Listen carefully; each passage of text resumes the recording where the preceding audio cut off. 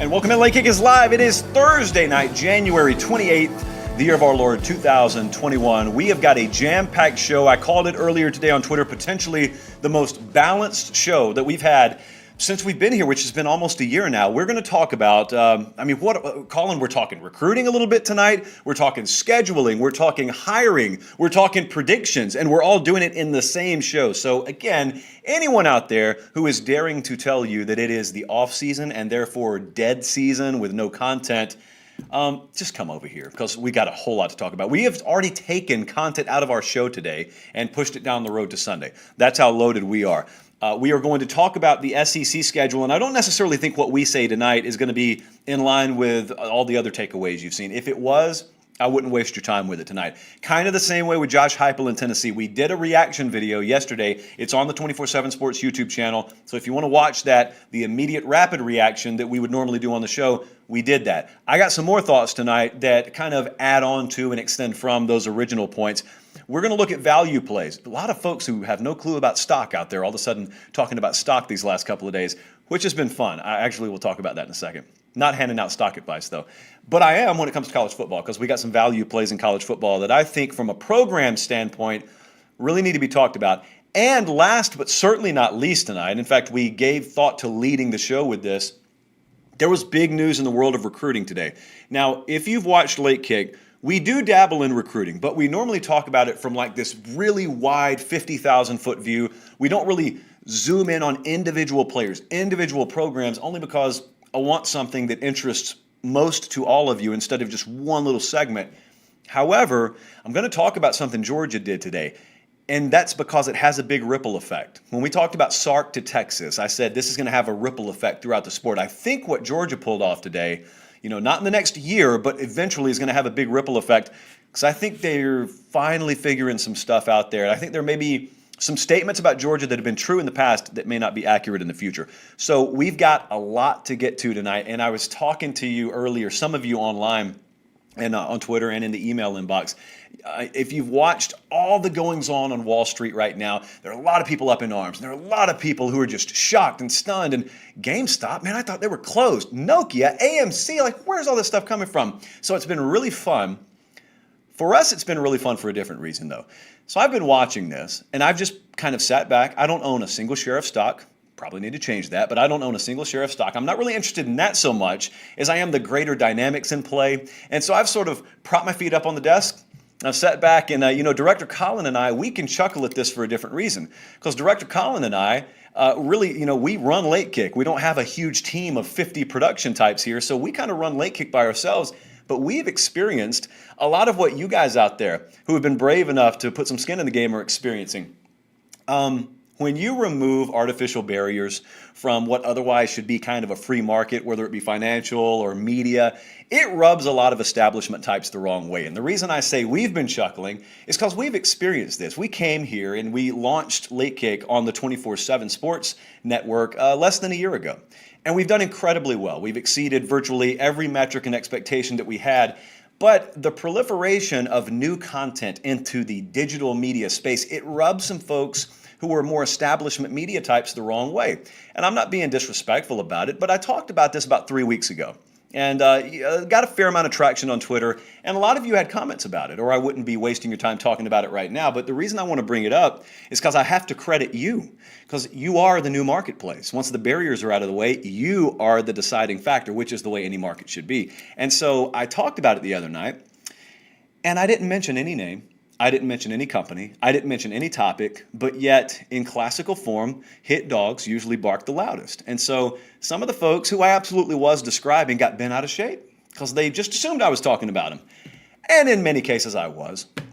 They're not bent out of shape because you're wrong. They're bent out of shape because you have a voice. They're bent out of shape because I've got more power in my hand right now holding this iPhone than NASA had when they put a man on the moon 40 or 50 years ago.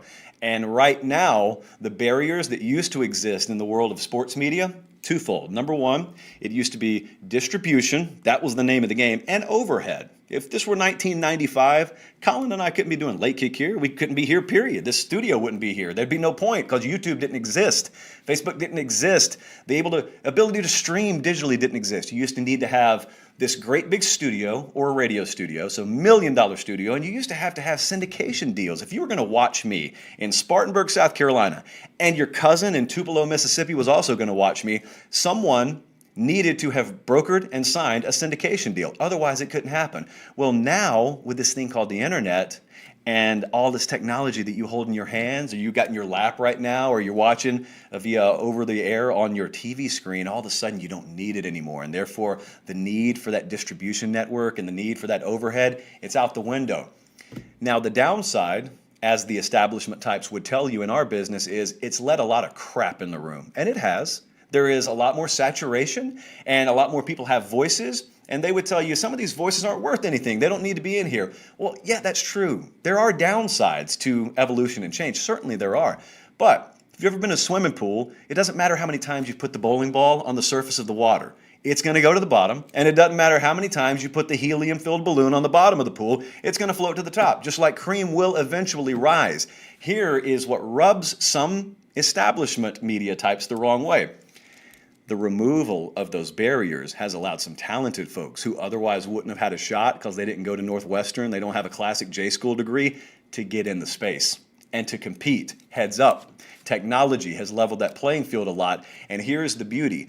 No longer are those artificial barriers what really control things. You control them. It's you. And if you like product A more than product B, it doesn't matter if product B has been around for 30 years and product A pulled up on the scene 3 months ago, you get to decide if product A or product B survives or sinks. So when you want to know why I ask you all the time, what do you want to hear? What do you want us to talk about? And you want to know why I thank you every show? It's because I, at the very least, am of the understanding that you quite literally are the key to our survival and the only reason that we get to do what we do. And I don't care if anyone else appreciates it, I appreciate it. So that's the lens through which I have viewed all the Wall Street drama over the past few days. And as usual, we really appreciate you letting us do, in some small way, what we get to do for a living here. Let's dive into this. So we're going to go a number of different ways tonight. Tennessee has hired Josh Heupel. As I said, we've already done a full reaction video on it, but it's been about 36 hours now, so I want to revisit it. Tennessee fan and non-Tennessee fan who just watches the show, how are you feeling about it now? Has your opinion changed? Has your mood changed at all? You know, if you watch Late Kick, and we've been through quite a few coaching hires together now, you know that we kind of resist doing the classical grading of a new hire. We don't really handle it that way. I certainly have a lot to say, but I don't do the this is a home run or, this is a failure, B-, that sort of deal.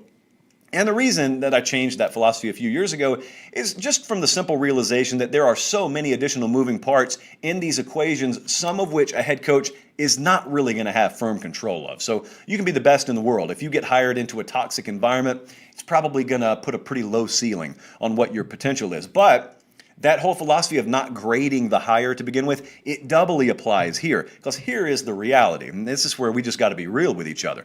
None of us knows what the future holds when it comes to NCAA sanctions for Tennessee.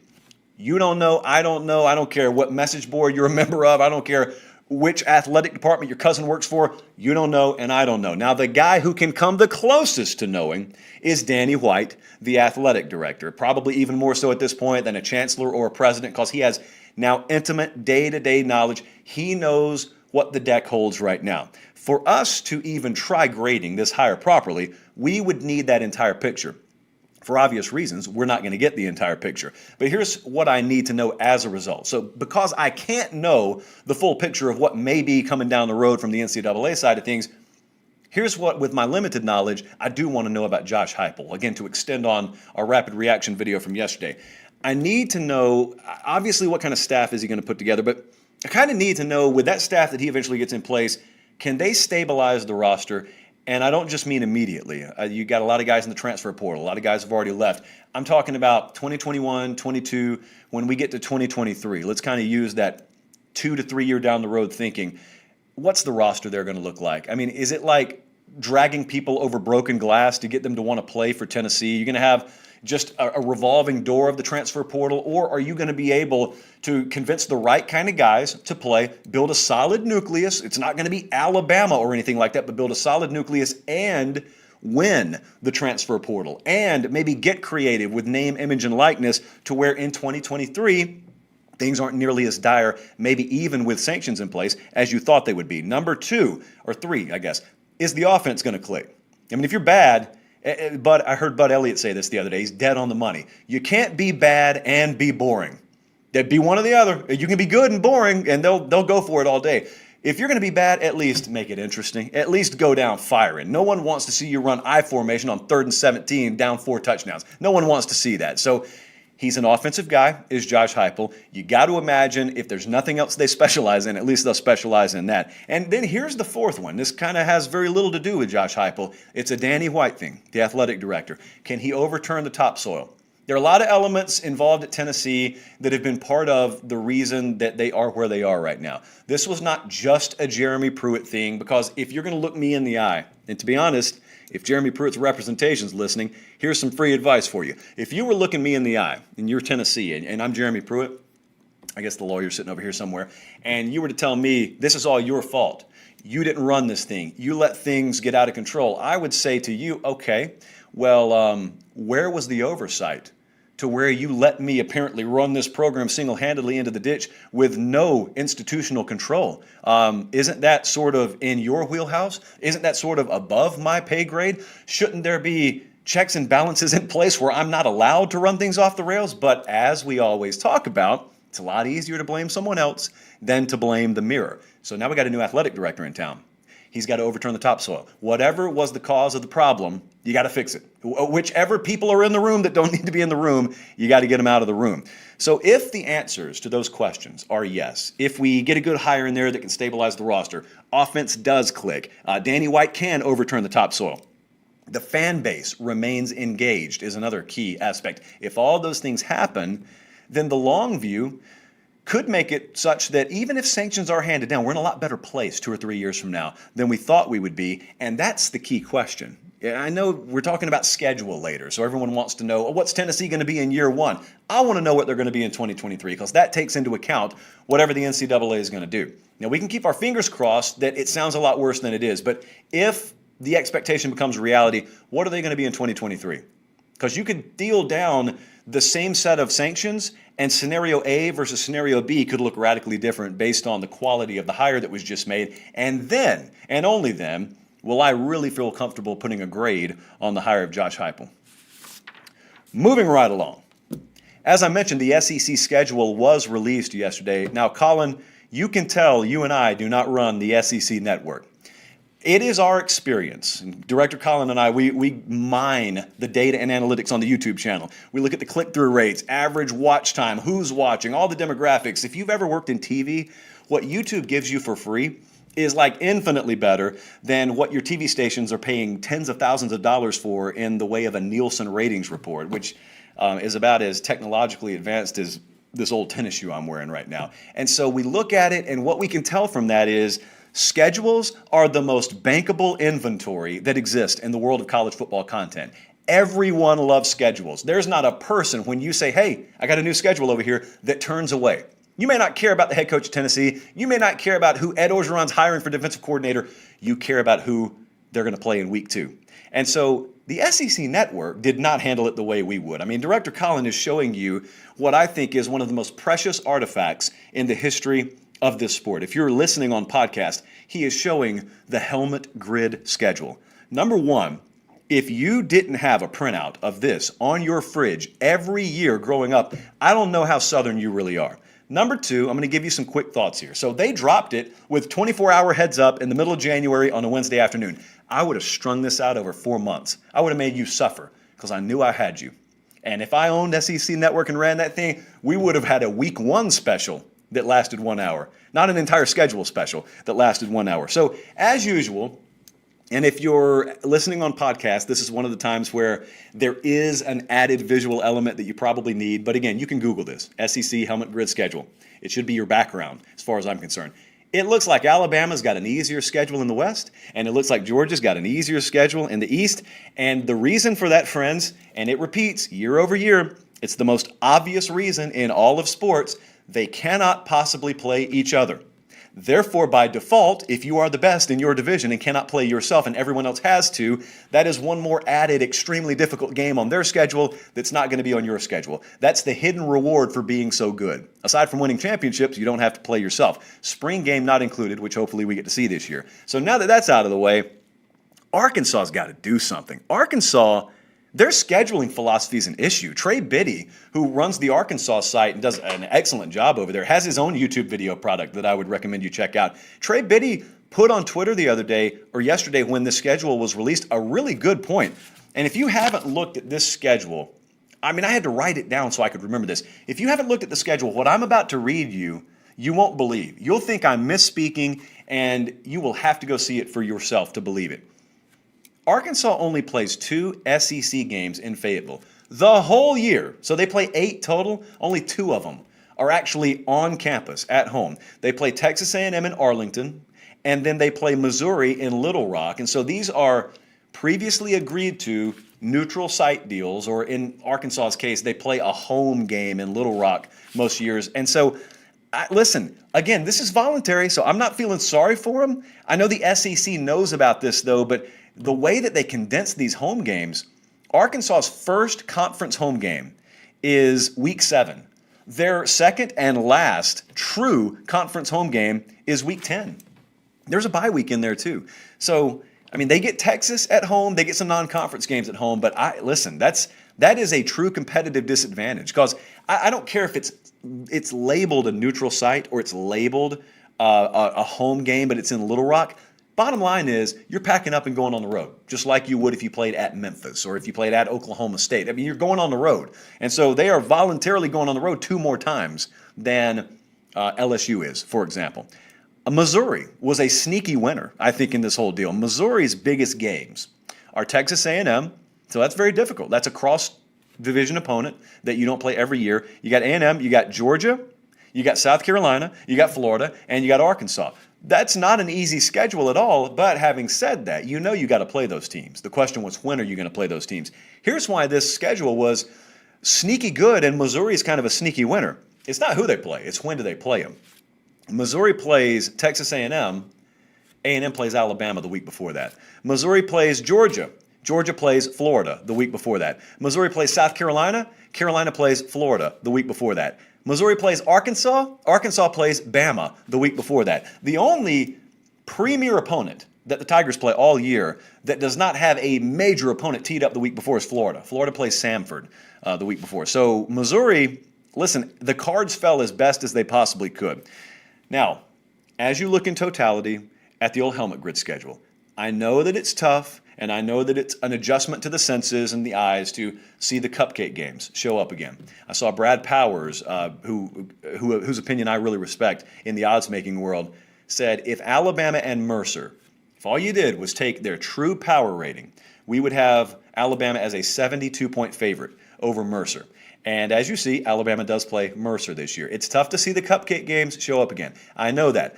I will say, as critical as people are of this, and as much as I would love to see things move to at least a 9-game conference schedule, I'm trying to tell you guys, with the way the current college football playoff conversation has evolved, you are not providing the powers that be in the SEC 1 ounce of motivation to change. Because if you're going to keep telling folks, oh, all wins are equal, all losses are equal, there's zero motivation. When you know you got the toughest conference schedule in the land, there's no motivation to add more difficulty and more hurdles onto the schedule. If you've got, for instance, the Texas A&M Aggies losing 1 game, and that's to the eventual national champ, and then you got folks saying, well, Cincinnati's got no losses, or so they should be ahead of Texas A&M. Like, if that's the conversation at the end of the day, if you got a lot of people legitimately pushing for that, and the value of a loss is just equal, it's apples to apples, no matter what conference you play in, and no matter who you played this year, why in the world would I ever voluntarily make my schedule tougher? The answer is I wouldn't. Okay, it would be good for me, but I don't run the SEC. Greg Sankey does.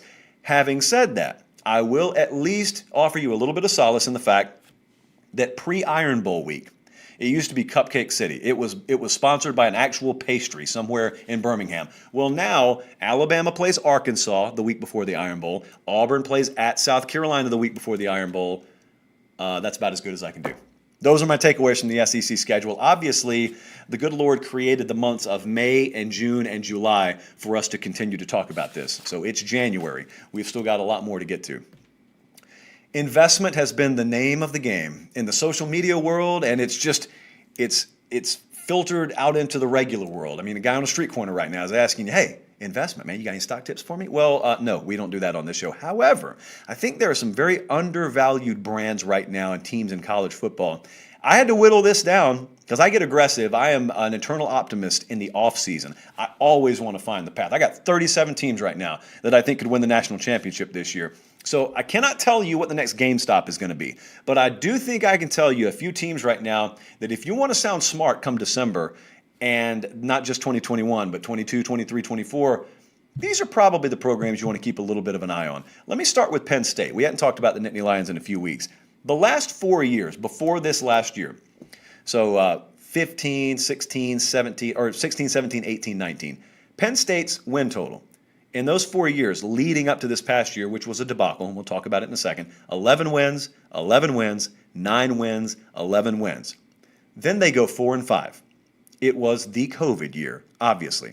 Now, 2020 had disproportionate impact program to program. We have well established that on this show. We do not believe every program was impacted equally. There is no metric. I cannot quantify it for you. I'm just telling you, when I watch a program go from 11 to 11 to 9 to 11 to 0-4 to start the year, I don't think that would have happened in a normal year. That's just my guess. I could be wrong. That's just my guess. However, there were other things going on there too. I mean, James Franklin had family issues behind the scenes that were it was well enough documented to where Penn State fans are probably aware of it. I'm not making excuses. I'm telling you this is probably a contributing factor. They had a new offensive coordinator in there. Worst possible time. No spring ball. Kirk Soraka ends up not working out. You got Mike Yurcich in now. A lot of experience back. Hopefully a full spring to integrate his philosophy into Penn State football and offensively there. James Franklin, I believe, turned down the Tennessee job. I know Danny White wouldn't tell you that, but I believe the Tennessee job was James Franklin's if he wanted it. He turned it down. Again, that's my opinion. Not coming in a press conference anytime soon. He is fully committed. You hope he's reinvigorated. I think he probably got some facility promises that he was sort of looking to broker, and so everything signed off there. The roster's probably undervalued. It's not quite Ohio State. It's not close to Ohio State, and therefore I think he gets overlooked. But if you look at it nationally and forget about conference boundaries for a second, Penn State's in a really good place. You know, if I were to drop Penn State in the ACC, it would immediately become, well, there they are. They're a premier challenger to Clemson, but yet it's not quite thought the same way in the Big Ten. Another program that I'm looking at is Oklahoma. Now, Oklahoma, it's a little more high-profile program here, so it's already worth a lot. I still think the Sooners are undervalued. The immediate return is there because they could win the national title this year. Like they're probably as legitimate a contender this upcoming season as they have been at any point under Lincoln Riley there. They have overhauled their philosophy. I could contend they were playing better defense down the stretch than both teams that played for a national title. They weren't as good a team, and even though they got hot in the latter portion of the year, I don't think they were ready to contend quite yet with Buckeyes or Crimson Tide, but I do believe they were playing better defense. Now, I just want to pause for a second, because I'm going to talk about this in relation to Georgia in just a few minutes. Did you think I would be saying that 3 years ago? I'm not telling you they were better than either one of those. I said they were playing better and higher quality defense than either one of those at the end of the year. Did you ever think you were going to hear that? No. Well, when we talked about Oklahoma back in the spring, and I said, hey, I think they're going to eventually be a legitimate national title contender because they're going to play better defense, I got some pushback. And that's because you hadn't seen it before. But what I said, and the point I made is, there's no motivation for really smart coaches to continue doing the same thing when they're not getting good results. So Lincoln Riley had already made changes. He had already brought Alex Grinch in. They had already started to radically overhaul their defensive roster. You just hadn't gotten immediate results, so everyone kept on saying, well, Oklahoma will never play good enough defense. No, they hadn't played good enough defense, but now they do. You know what else they have this year? A returning quarterback, a ton of talent returning all over the place. They'll have their best team, I think, under Lincoln Riley this year. So they're a football team that is already an elite power, but now the competitive balance is there to where that's a really good value play, not to make the playoff, but to potentially win a national championship. Now, Oregon is in a conference whose appearance drags them down. And I think we all understand the dynamics in play there. That's why Oregon's kind of got to operate at a national approach. They recruit already at a national approach. That's the word I want to focus on here. When I mention Oregon, you probably immediately think, okay, good story this past year, won the Rose Bowl the year before. I don't take them as seriously as a national contender because why? Wait for it. They're in the Pac-12, and no Pac-12 team can do this or that. I don't think about teams like that. Oregon is a tick or two obviously off the national pace, but Oregon's also recruiting at equal to or higher levels than a lot of teams that may be a little bit ahead of them in that national landscape. Do you understand? Because I don't think some people do. You understand how elite their recruiting operation is right now? They're sitting at number 6, not in the Pac-12, in the country, and are probably going to rise. We got signing day coming up less than a week from now, which will be live here in this studio. Hey, Oregon's not done. I got news for you. Oregon may finish higher than number 6. They are currently rated higher than the likes of Texas A&M, USC, which are having a good year, the Trojans are, Notre Dame, Oklahoma, Florida, North Carolina. Like all these programs are thrust into the mainstream conversation. Oregon, maybe not so much because of the affiliation conference-wise. Hey, they're recruiting better than those programs are right now. And they're obsessed with it. That is the name of the game there. Recruiting, they are obsessed with. It is a constant 25-hour-a-day operation at Oregon. I know exactly what I just said. So because of that, they are going to possess a talent roster that's not going to allow them to fail. And they're getting quarterback answered, hopefully, in this class. Now, Ty Thompson's already rated high. A little birdie told me there are some people out there that still believe he's underrated, believe that 5th star should be next to his name, and believe it should be Ty Thompson that's inserted right there in that discussion as top quarterback in the country, or right there with the Drake Mays of the world, for example, Caleb Williams of the world. So, hey, for their sake, I hope that's true. I don't claim to be a scout here. I just know a few of them. But Oregon, keep an eye on the Ducks, and also Texas A&M. Now, Texas A&M was right there in the playoff conversation this year, but Texas A&M has either the good fortune or the misfortune, depending on your perspective, of hiding in Alabama's shadow as they've grown into an elite college football power.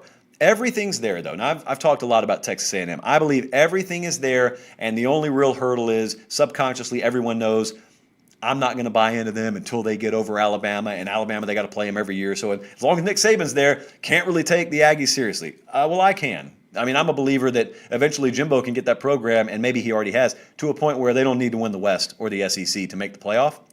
And if you don't believe that, or if you're not a fan of that ideology, the last thing in the world I would advise you to do is support college football playoff expansion. Because truth be told, that's probably the only thing keeping multiple SEC teams, like, for instance, Texas A&M out.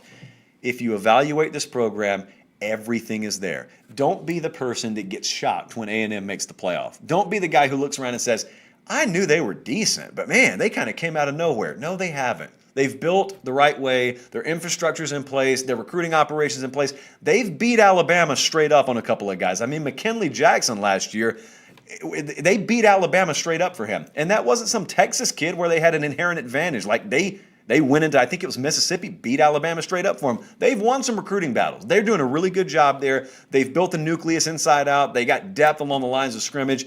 They got to get better on the perimeter at wide receiver, and they got to get the quarterback in there. And listen, that's not insurmountable. Haynes King on campus already may be the guy at quarterback, is what I'm saying. So it's not like we're trying to look far and wide for a potential transfer.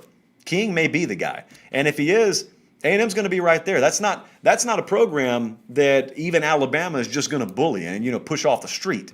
That'll be a lot more like those classic LSU battles of years past if they get quarterback figured out. If they don't, it's 52-24 time every single year. But those are some thoughts on good college football investments right now. I want to wrap up the show by talking about Georgia. Here's you a clean end cut, Colin. We don't talk recruiting a whole lot on the show at a micro level, but we got to right now. It was a huge day for Georgia. We rarely do this, but I'm doing it, and I'll tell you exactly why I'm doing it. And by this, I mean talking about an individual recruiting battle.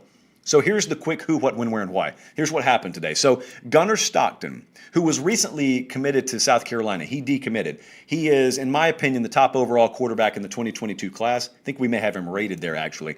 He's obviously the number one dual threat guy in the 2022 class. He committed to Georgia today. He's out of Rabun County. All right, he's 6'1", he's 220. That's the key, though. The why at the very end here. Why is this important? That's the key. So when this happened, like a lot of people thought Mike Bobo was the reason he committed to South Carolina. Mike Bobo's at Auburn now. Maybe this is how Brian Harsin makes a splash and he gets Gunnar Stockton. That wasn't what was happening behind the scenes. I was listening to Rusty Manziel and Jake and Kip and the guys over at Dogs 24/7 talk today on the podcast, and it was the day that he decommitted from Carolina, that he was in contact with Georgia and said, hey, man, I'm talking to you, Kirby Smart. Like, I think I'm leaning there. I don't know if I want any part of this Auburn deal. For whatever reason, I'm not in his head. I don't know. But the why is important. So I want you to think about something, because the reaction today was stark. You had Georgia fans who were over the moon excited about it.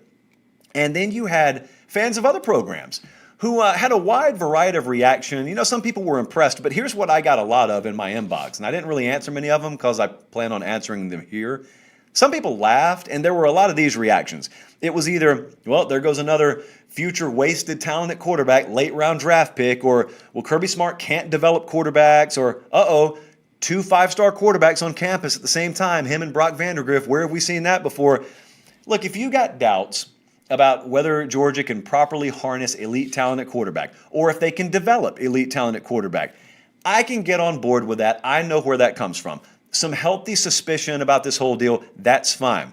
But there's a difference between thinking that and saying things like Georgia can't develop quarterbacks. There's a difference between saying that versus thinking, I just have some doubts. Because when you say they can't develop quarterbacks, that's where I got a little bit of a bone to pick, because that sounds a whole lot like the crowd that not too long ago was saying Oklahoma can't win in the playoff because Oklahoma can't play defense.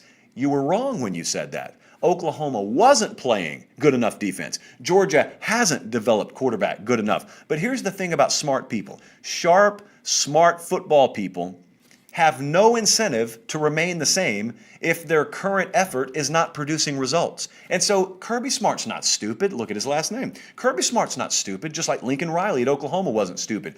They were looking at their respective results, and they knew what you knew. It wasn't good enough. It didn't take a rocket scientist to figure it out. So the last thing in the world they're going to do is maintain status quo. Therefore, in my mind, if I'm just trying to look at this through the eyes of an analyst, the last thing I'm going to expect are the exact same results. Something's going to change. It may be for the better or may not, but something's going to change. And so I think it's in your best interest to expect things to change. Kirby Smart knows. He played Florida this year and got ripped in the first half. He played Alabama, got ripped in the second half. That guy understands they're not good enough at quarterback and haven't been.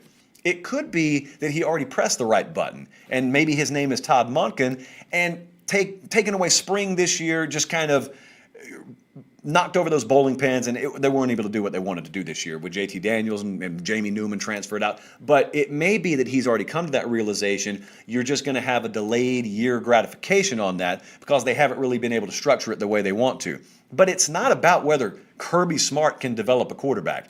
I got news for you. Nick Saban's never developed a quarterback. But what Nick Saban has done is installed the proper philosophy and cast the right vision. And here's the most important part: hired the right people who are experts in that field. Steve Sarkisian would be the perfect example at Alabama. Maybe Todd Monken, I'm not saying they're equals, but maybe Todd Monken is the perfect example of that at Georgia. And if that's the case, then this could end up being one of the very biggest recruiting wins in the history of Kirby Smart's tenure at the University of Georgia. And I'll tell you twofold why. Number one, Gunnar Stockton's just extremely good. And a guy can throw it a million miles. He's not 6'4", 220, but he's got an incredible arm talent, high football IQ, still obviously room to fill out physically. But here's the second part, and this is a case-by-case basis. Caleb Williams in this year's quarterback class fits this description. There are some guys that are just magnetic and other players gravitate to, and this kid fits that description in spades. When they got him to verbally commit today, you might as well have gotten about half a dozen other offensive talents and maybe even defensive talents to commit to Georgia along with him. They didn't all do it today, but I'm telling you, they probably locked up half of their 2022 class when they locked him up. And the final thing I want to address is some folks get defensive when this happens, and they'll say, well, you know, recruiting, he'll probably just decommit. No, he won't. No, he won't. Decommits happen all the time. That kid's not decommitting from Georgia. And if anyone wants to challenge me on that, it's not that it's a certainty, but I would very comfortably wager that come signing day in 2022, he's in Athens. That's one I feel pretty confident in. So I just want to put it on the record because this is probably a video that we're going to reference several times leading up to the season. Just because you haven't done something doesn't always mean you won't be able to, especially when you have the coaching staff and the roster to do it. Now you just got to press the button.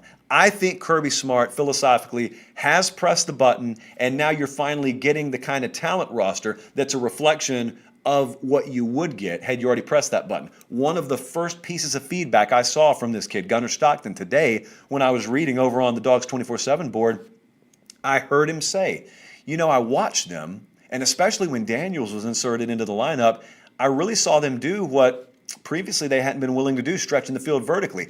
That perfectly fits the kind of player I am. Well, if he sees that, that's the most important set of eyeballs because he's a kid who's going to be on the field one day. So you got Brock Vandergriff coming in this class, 5-star in his own right, 5-star caliber. Let's not play semantics there with 33, 32, whatever. And then you got this kid, 5-star caliber for next year. Stack as much quarterback talent on top of each other as you possibly can, and then let the chips fall where they may. Had they not done that this year, they would have never had JT Daniels on campus. So keep doing it. I don't think both of them are going to be there 4 years from now. Both of them don't need to be there 4 years from now. That's the name of the game in college football, 2021 and beyond. Find as much talent as you can, especially at quarterback, stack it on top of each other, put the appropriate pieces in coaching personnel around them, and let the chips fall where they may. So I guess I'm buying Georgia football too. A reminder as we get out of here tonight, we'll do it. Okay, so I'm opening up next week. I've already got a couple of slots filled. I'm opening up next week. Any of you, I've got a session in actually 23 minutes, one-on-one Zoom sessions for anyone interested in kind of broaching the interest of entering the field of college football. After that little soliloquy I spent the first 5 minutes of the show discussing, it's there for you. Got to work at it, but it's there for you. And so if you want to discuss that, if you want to discuss building your own YouTube channel, podcast, maybe, working for a more classical media giant, whatever. If you're interested in it, book a session with me, joshpate706@gmail.com or on Twitter @LateKickJosh. And I would encourage you to follow me there to begin with because a lot happens, obviously, during the week that we can't always talk about. So for Director Colin, for Producer Jordan on the podcast side of things, I'm Josh Pate. Thrilled to have you with us every night that you're with us. Thank you so much. Take care. Have a great evening, and God bless.